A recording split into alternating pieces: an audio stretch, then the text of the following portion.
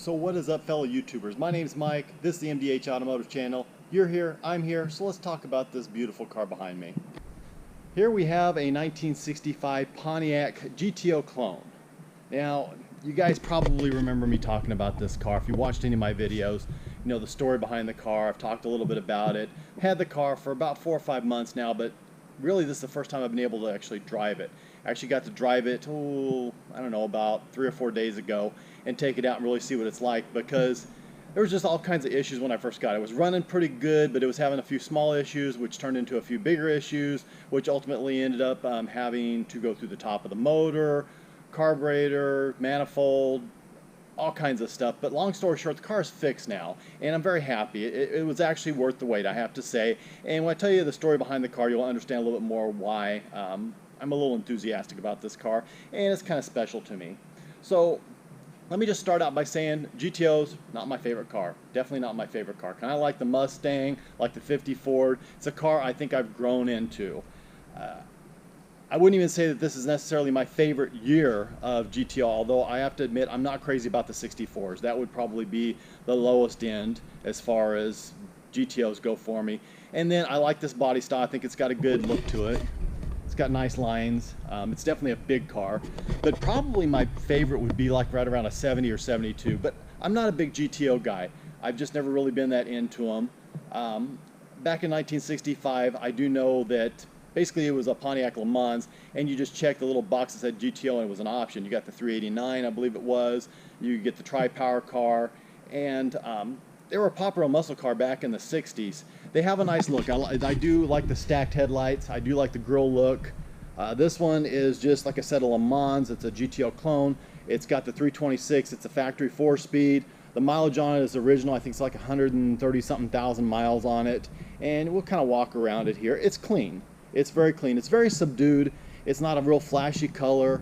It's not a real flashy car, but it's a nice looking car, as you guys can see.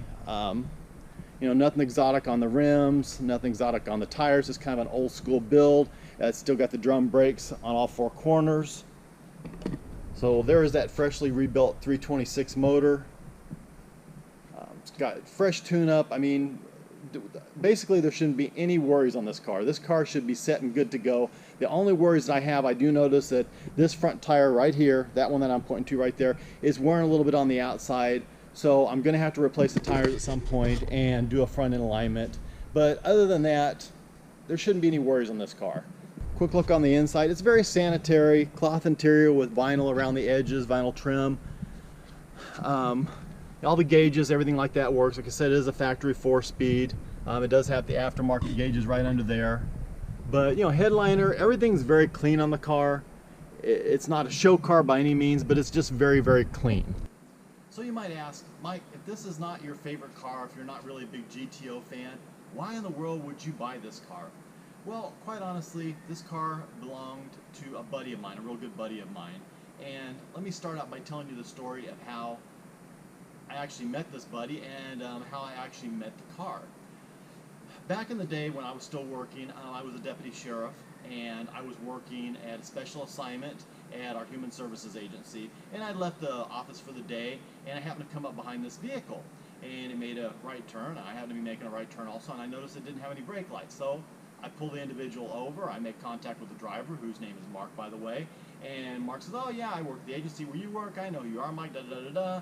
And of course I didn't give him a ticket. I said, "Hey, you don't have any brake lights on this car. It's a really beautiful car. I'd hate to see it get rear-ended. You might want to get that taken care of." And of course he did. So after that, Mark and I became friends. Mark has a few cars, as you might remember. I was babysitting a couple of vehicles for him. He's got a Corvette, he's got a Jeep, he's got a really nice Mustang, and so I was babysitting a couple cars for him. But what happened is Mark decided to move out of California and move to Arizona.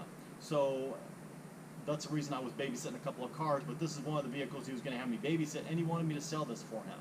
So he brought it over, dropped it off to me. I took it around the block, and I thought, man, this thing runs pretty good for, you know, 326, and it was a 2-barrel at the time.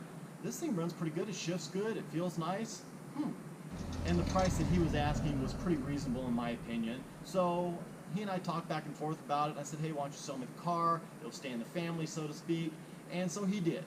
And I ended up buying it. Now, no one really could foresee the issues that we were going to have with the car. There was water pump issues, there were seal issues, there was thermostat issues. Decided to go ahead and put the 4-barrel and the 4-barrel carburetor on it, which I think was a little too much for the car. Ended up blowing a head gasket, had to go through the top end of the motor. Once we got it back, actually still had some issues with the car, which I was a little concerned about. And Eddie dialed it in, got the timing right, and got the carburetor adjusted. Also had a fuel pump issue, which I seem like I'm on a roll with fuel pumps these days. This is the 3rd vehicle out of my fleet that we've had to replace a fuel pump in probably about, I'd say, less than a month.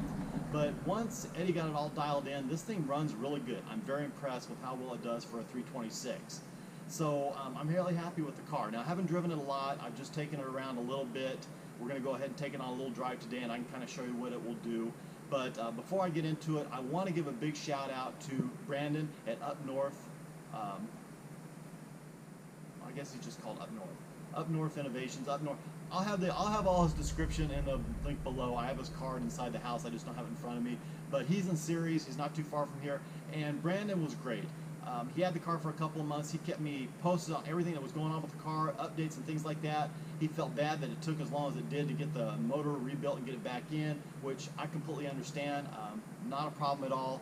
But Brandon did a really good job. He was very reasonably priced, so I will put his information in the description below. If you guys need any motor work, any help, any issues, anything like that, motor related, car related, transmission related, what have you, go see him. He's a good guy. He'll take care of you. He'll help you out. Now, before we take this car out and drive it, I have to admit, looking at that silhouette, that profile, I have really grown to like this car. It has a good look to it. It's not overstated, it's not understated, it is just right.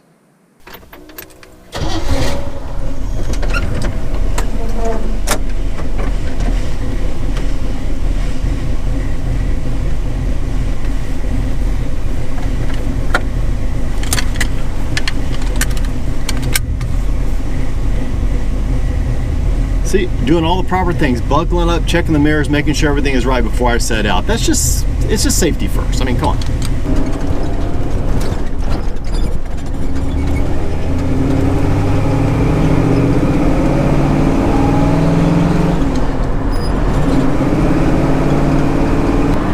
Clutch squeaks a little bit, just like my 67 Chevelle. I think I've just gotten used to it. It's as simple as just putting a little WD-40 down there. I just have to get around to do it. But car drives nice. My only complaint is I wish I could move the seat back a little bit more. The legroom is not too bad, but I feel like I am right up on the steering wheel, and that is kind of a bummer.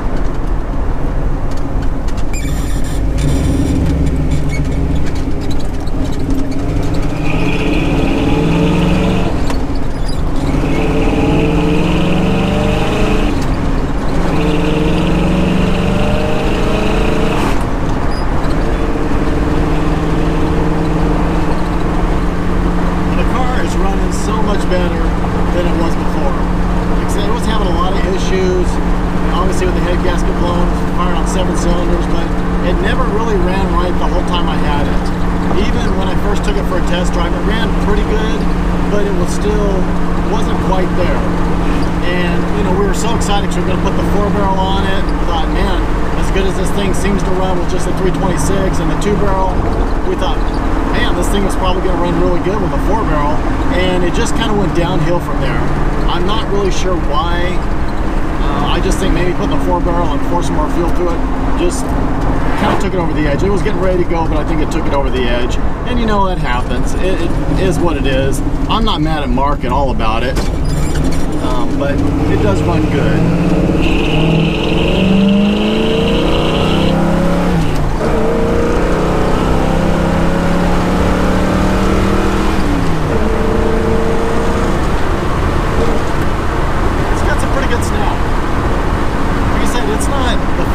Vehicle I've got by any means.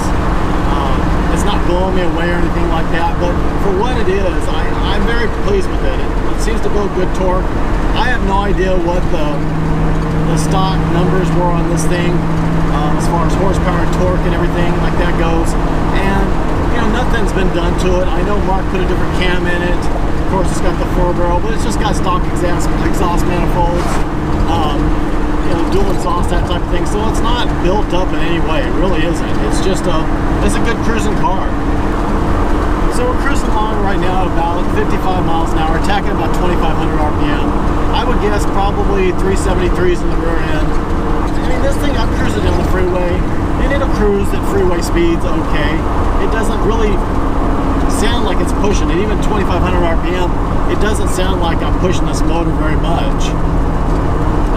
It's a nice riding car. It's very comfortable. Like I said, my only complaint is I wish I had a little more leg and room between the steering wheel, but that's just the way they built them. My 65 Chevy's the same way. My 72 Chevy pickup's the same way. So maybe people were shorter back in the 60s.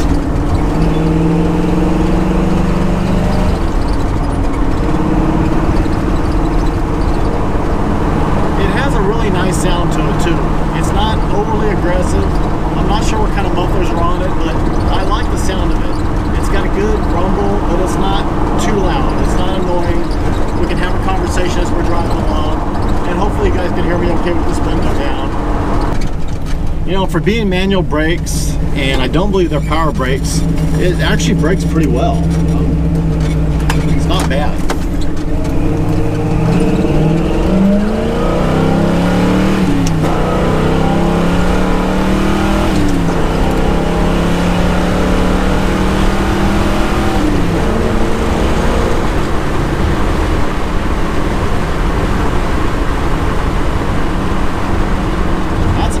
I pushed this motor since I got it back. It's running good. Like I said, I'm pleased with it.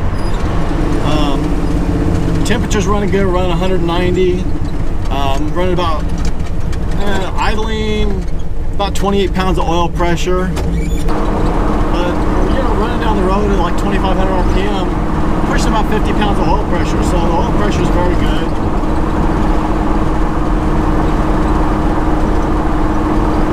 It's a nice running car.